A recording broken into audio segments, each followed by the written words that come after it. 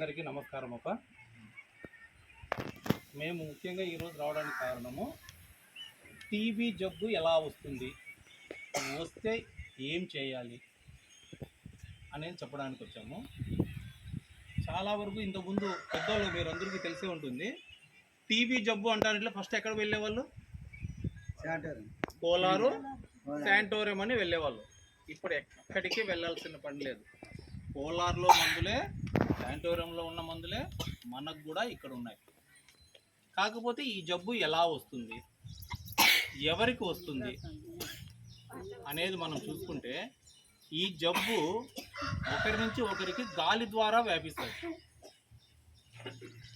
ఎందుకంటే టీబీ జబ్బు ఉన్న ఒక వ్యక్తి ఎక్కడైనా గల్లను ఉంచి ఉంటే ఆ గల్ల ఎండిపోయిన తర్వాత దాంట్లో ఉన్న పురుగులు గాల్లోకి లేస్తాయి. అవి మన కంటికి కనపడవు. అటువంటిప్పుడు ఏం చేస్తాము? ఇప్పుడు నేను చెప్తానదంతా మీరు ముక్కు అంతా చూస్తూనే ఉన్నారు. ఇప్పుడు ఎవరైనా ఇక్కడ జబ్బు ఉన్న పేషెంట్ ఉంచింటే అవి లేచినప్పుడు మనలో ఎవరికైనా వెళ్ళచ్చు. అవును కదా? అటువంటిప్పుడు మనం ఏం చేయాలి?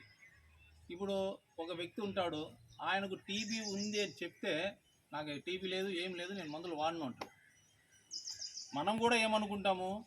పక్కింటోడికి కదా, మనకేం లేదు, మనకేం రాదు అనుకుంటాం. అలా కాదు. ఒక వ్యక్తి ఒక ఊరిలో టీబీ పేషెంట్ ఉంటే ఆ వ్యక్తి సంవత్సరంలో 10 నుంచి 15 మందికి అంటిస్తాడు. ఎలా అంటిస్తాడు? ఇప్పుడు నేను చెప్పినా కదా, ఎక్కడైనా ఉంచినామంటే అది గాలిలోకి లేచి మన ముక్కు ద్వారా కానీ నోటి ద్వారా కానీ మన శరీరం లేకపోతుంది. ఇది ఎవరికి తొందరగా వస్తుంది అంటే ఫస్ట్ షుగర్ పేషెంట్. ఎందుకు షుగర్ పేషెంట్లకే వస్తుంది? షుగర్ ఉందని చెప్పి సరిగా తిండి తినరు, వాళ్ళకు వ్యాధి నిరోధకత తగ్గి ఉంటుంది కాబట్టి వాళ్ళకు వస్తుంది. రెండోది 60 సంవత్సరాలు పైబడిన వాళ్ళు.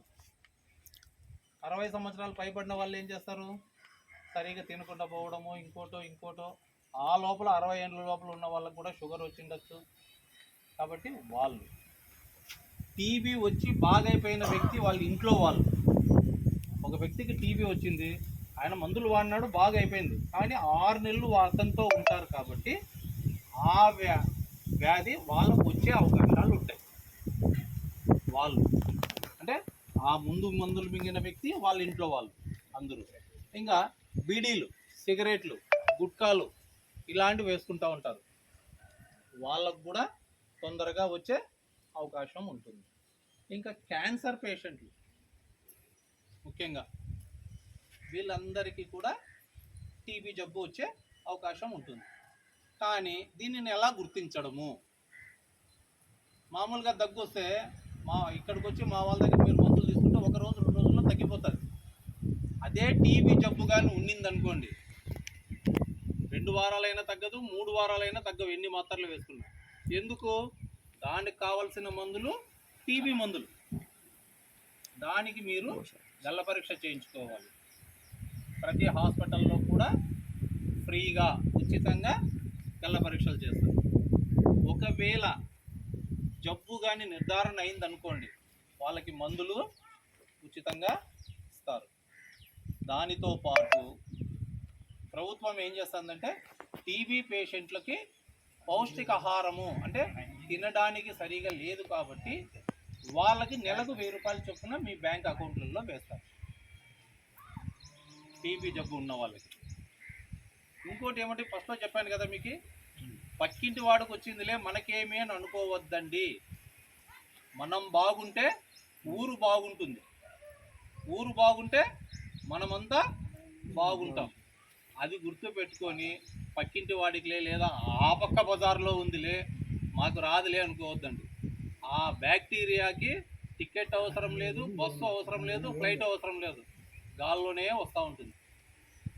కాబట్టి ప్రతి ఒక్కరూ ఎవరైనా మీ ఊరిలో దగ్గుతూ ఉన్న వాళ్ళు ఉంటే మీకు మీరే చెప్పి మా వాళ్ళతో కోఆపరేట్ చేసుకొని మీరు గల్ల పరీక్షలకు పంపించాలా.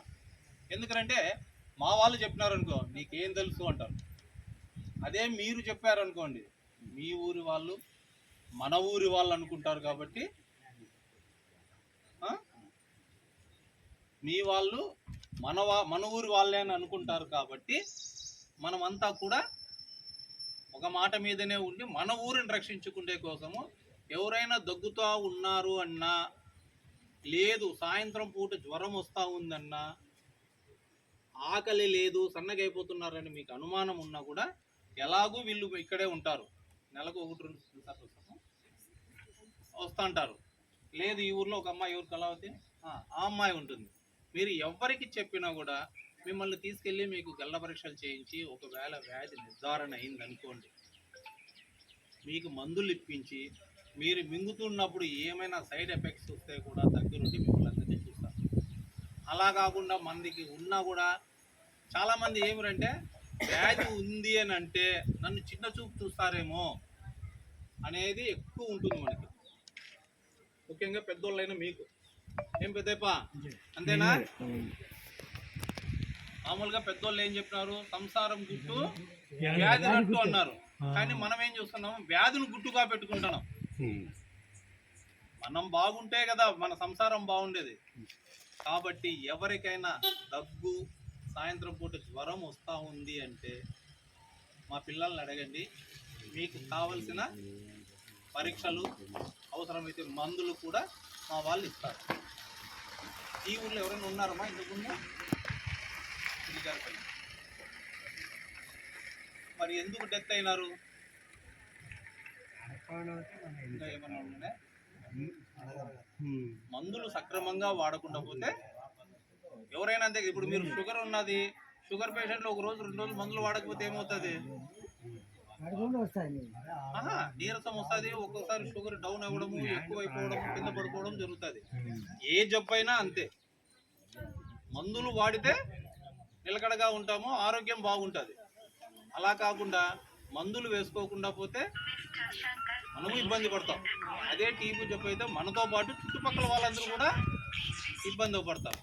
కాబట్టి మీ ఊరి వాళ్ళందరూ మీరే మాట్లాడుకొని ఎవరికైనా దగ్గు ఉంది అంటే ఫస్ట్ వెంటనే గల్ల పరీక్షలకు పంపించండి. గల్ల పరీక్షలకి ఏం చాలా దూరం కాదు, మొలకవేమల్లోనే చేస్తారు. అవునా? మొలకవేమల్లోనే చేస్తారు. మందులు ఉన్నాయంటే మీకు ఇంటి దగ్గరికే వస్తాయి. ఫస్ట్ వ్యాధి నిర్ధారణ అయిన తర్వాత మాత్రం పిఎస్సికి పోవాలి. ఎందుకంటే అక్కడ ఇంకా కొన్ని పరీక్షలు ఉంటాయి, అవి చేయించి మీ బరువు చూసి మీకు మందులు పెడతారు. కాబట్టి మీరు ఎవరైనా కానీ మీకు మీరే చెప్పుకోవాలా. ఇప్పుడు మేము వారానికి నెలకు 3 సార్లు వస్తున్నాము, 3 సార్లు చెప్తాం. కానీ మిగతా 20 రోజుల్లో వీళ్ళు వచ్చినప్పుడు లేని వాళ్ళు ఉండొచ్చు కదా. షుగర్ పేషెంట్లు ఎవరెవరు ఉన్నారమ్మా ఇక్కడ?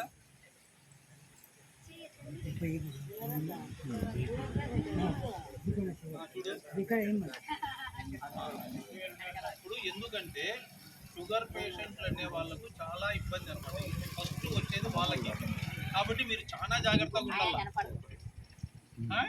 షుగర్ పేషెంట్లు చాలా జాగ్రత్తగా, బీడీలు తాగేవాళ్ళు, మందు తాగేవాళ్ళు, ఇలాంటి వాళ్ళందరూ కూడా చాలా జాగ్రత్తగా ఉండాలి. మీకు దగ్గు వచ్చిందన్న వారాలు కూడా చూడొద్దండి. వెంటనే మా వాళ్ళకి చెప్పి తెల్ల పరీక్షలు చేయించుకొని మీకు మందులు ఉచితంగా ఇస్తారు. ఇప్పుడు మీకు ఇక్కడ వచ్చినట్లుగానే ఆ మందులు వస్తాయి. 6 నెలలు వాడాలి. ఓకేనా?